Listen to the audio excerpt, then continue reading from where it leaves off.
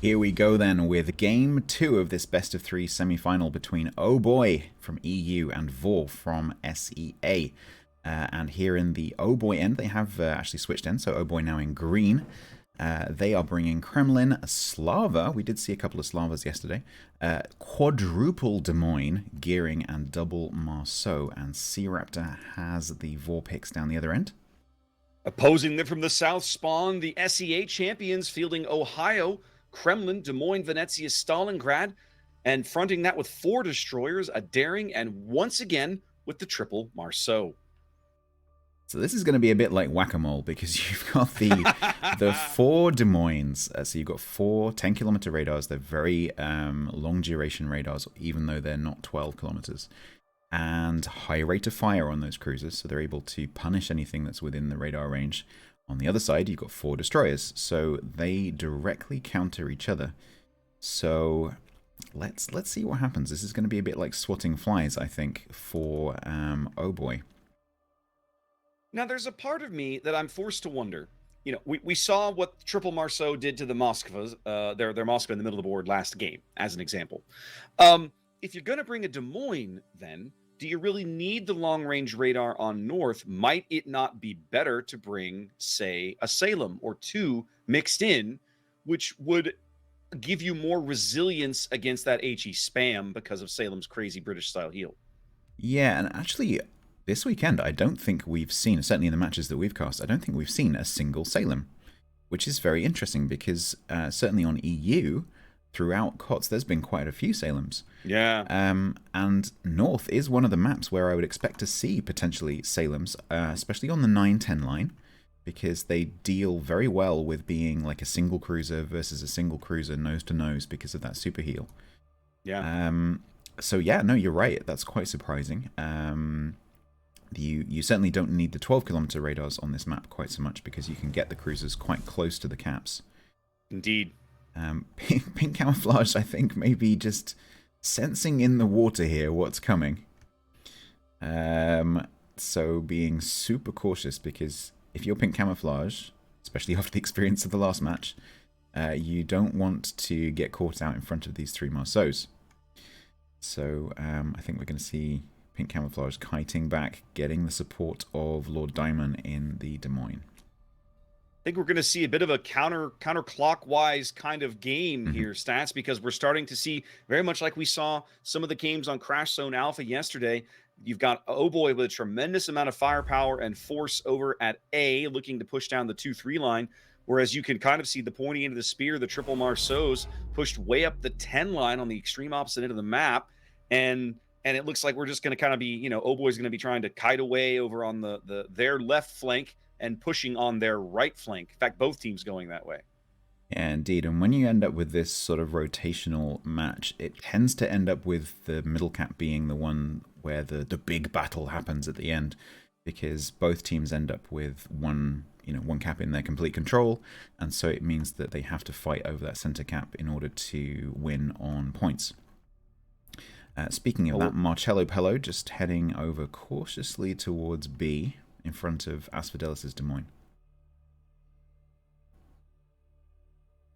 Both teams playing very cautious early. 4 minutes gone. Both teams on a cap. OHBOY ticking up a little faster. They got a slightly bigger lead there as they got onto A faster with Marcello's Marceau. I've been saying that for 2 days. That's a tongue twister, man. And their Marceau push up the 10 line has like kind of paused. I think they've realized there's nothing up there worth chasing. Now it looks like they're going to cut those guys back through this island gap along the eastern edge of the sea cap. I'll be curious to see where they go from there. Yeah, the reason that these Marceaus were so effective in the last match was because the Moskva was nose in, so it couldn't escape. And then the Ohio is a very big, kind of slow target. And what you don't want to end up doing with these 3 Marceaus is chasing out of the top of the 9 line and then trying to catch either Pink Camouflage or the Des Moines of Lord Diamond as it runs away, because even though you're Marceaus, shooting something which is running away from you is not that easy. Marcello into the top of B. Asphodelis responds with a radar. It's going to push Marcello off the cap. So they know now that they know where Marcello is anyway. They haven't seen the gearing. But at this point, if you're VOR, you probably feel like you've got a decent idea of what's coming down the 2-3 line as the Marcelo spam starts here Yeah. on I, the Des Moines. I was just looking at Marcelo with the camera, and then I could hear all these shells, and turn around, and yep, the sure thing. And Max is yep. They've done this with the Kremlin too. What a massive hit coming in from Yenyaya. In fact, they're gonna push Max from every angle simultaneously. Max here. is actually so busy running away that Max is actually going to ground. He's about to ground himself. Yep. Yeah, that's going to end his game. That he will not be able to escape from that position. Yeah, that at this level, seeing a player do that is a sure sign that whatever it is that's just happened to them was a complete surprise. Because you know that. Yeah. Wow, that was like watching an assassination.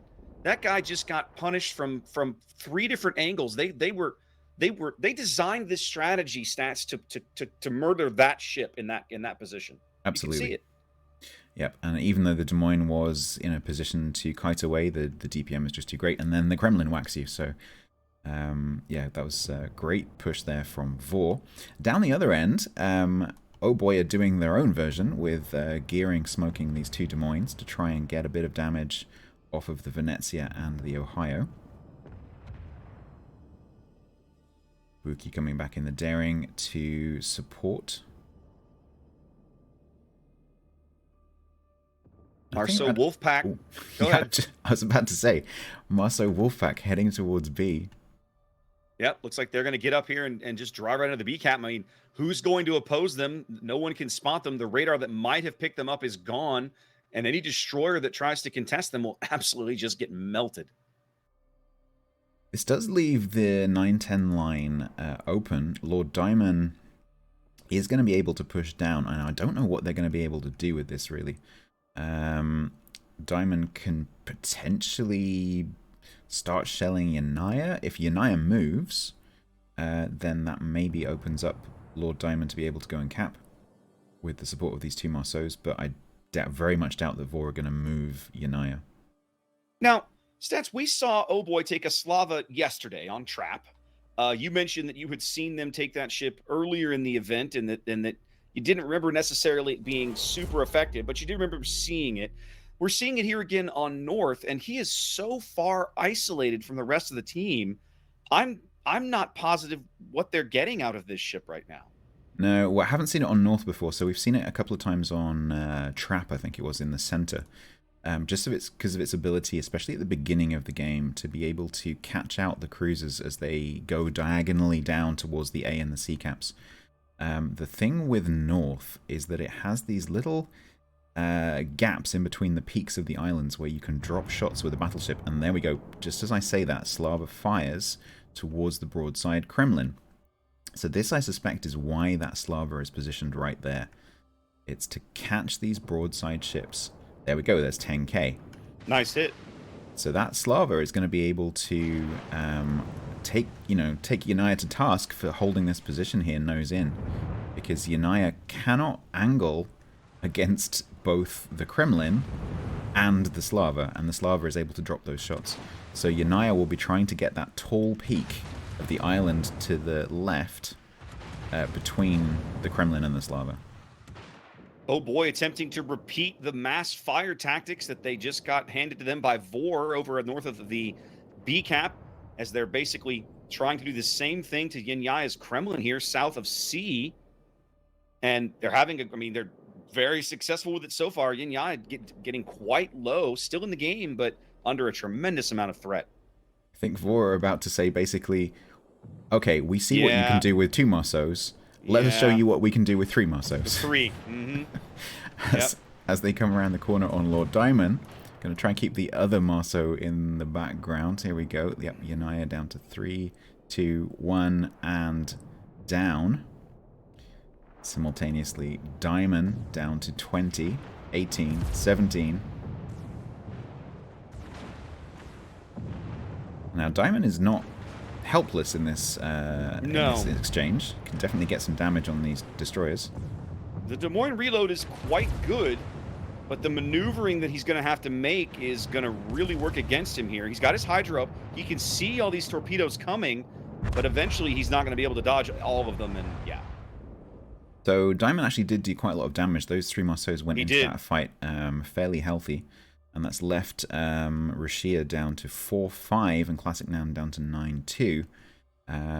But taking out that cruiser is a big win for them, I think, to still keep the 3 Marceaus alive.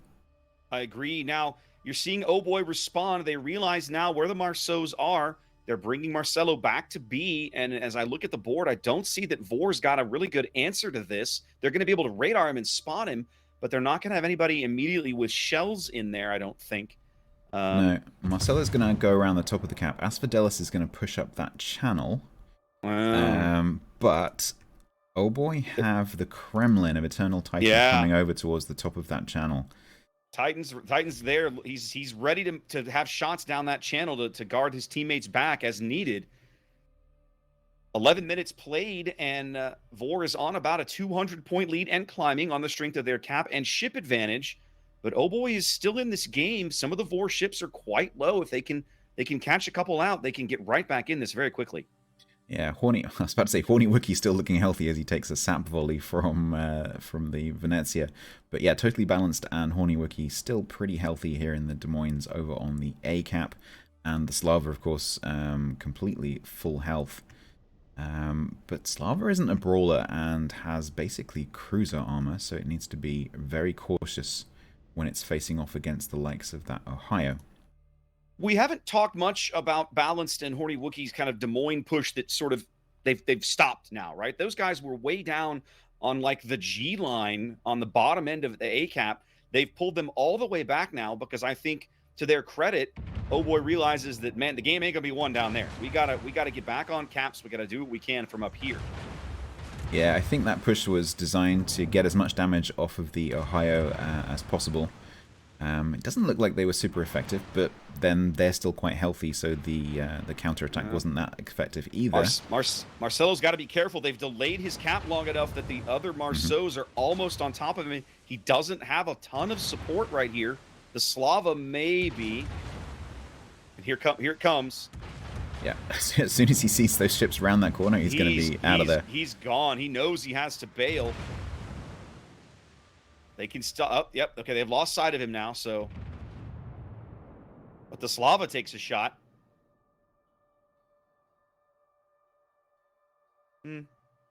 Yeah, Slava has a very interesting accuracy profile, for want of a better term. So at long range, it's going to be super, super accurate. And so at that mid range, it's not going to be that accurate, but can definitely still hurt a destroyer. Marcelo about to reverse into torpedoes. This is going to be bad. He's going to take one. Oh no, Marcelo. There's some more coming as well. Don't accelerate into those. Yep. Okay, he's got to get back on the cap, but he's got the trouble is that they still have enough firepower down there, and we know at least one of the radars. We know, I think it was the Des Moines radar that caught him earlier. Dark Temple's Stalingrad radar probably still available. See if they pop one of these. That's the advantage of bringing that 12-kilometer radar, although even if that was a Des Moines, actually, it would still be in range. Yeah, Classic Noun, no doubt, is going to open up here. Rashia is also coming around the corner. Up over 900 points. VOR getting dangerously close to a win. A single kill could push them over the top. Yeah, OHBOY having to push Totally Balanced here into the cap because they absolutely have to block the points income. Yes, they must. And even more risky, Pink Camouflage has to go around on Dark Temple here because it has to get into the cap. With that radar running, Dark Temple knows exactly where Pink Camouflage is. Camo about to step on the cap and pause the points game. There he does, as they're bringing Titan's Kremlin into the cap as well. It's all in here for OHBOY. They have to make this play work, as VOR is going to pick up Pink and try to just off him. Yeah. Pink Camouflage has to block the cap, but also has to not die. Has to not die. Which is basically mission impossible because he's got to leave the cap. That's a minute to get back in again. Yep, he's got 60 seconds. Pink Camouflage is the only ship that can get into that cap. Now, and it has to go back in. Yeah, Dark Temple's quite low. If he comes out around the corner, Nike might have a shot, but it looks like he's slowing down. He's disinclined to take that engagement. Pink Camouflage has no choice whatsoever here. Gotta go in. 27. OHBOY needs a miracle here. Yeah, Pink Camouflage I don't has to see it. kill 3 ships, and it's just not going to happen. It's not going to happen. He's going to die, and when he dies, the game will be over.